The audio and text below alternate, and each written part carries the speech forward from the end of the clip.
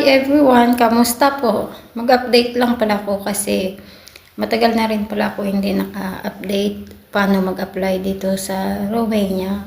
Tsaka ano yung mga trabaho ko dito sa Romania. Ang trabaho ko dito is all around. Tapos may inalagaan ako na special needs or may syndrome siya na Fragile X syndrome. Pero care naman. Kasi nga, yung mga amo ko is mababait, kaya okay lang. Kadalasan dito is, yung mga amo is gabi na umuwi. Gaya sa akin, experience ko lang yan. Tsaka, yung school pala dito is, start sila ng 9, pero umaalis yung alaga ko ng 8 o'clock. Tapos, uwi siya ng 4:30 ng hapon. Kaya ako lang mag-isa palagi sa bahay.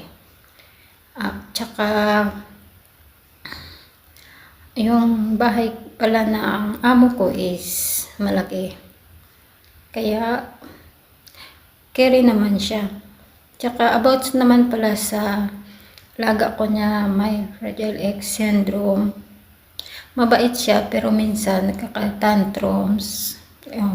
Minsan hindi mo maiwasan, manakit talaga siya sa'yo pag may hindi siya nagustuhan or may gusto siyang kunin na hindi niya masabi kasi ganun sila yung mga may Fragile X.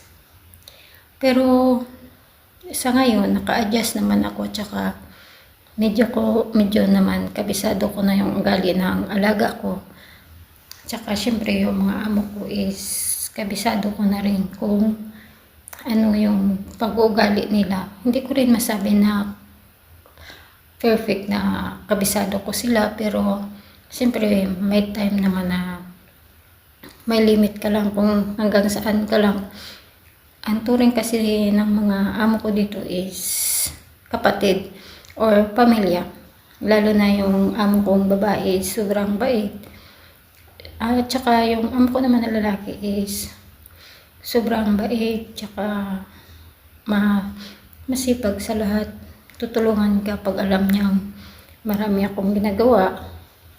Lalo na pag andyan yung alaga ko, siya kukuha ng alaga ko, igala niya para makapahinga din ako.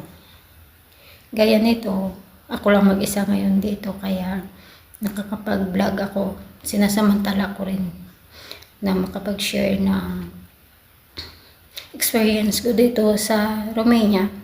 Kaya salamat po sa lahat na sumusuporta sa pag-vlog ko. Maraming salamat po. Yun lang. Bye. See you in my next video.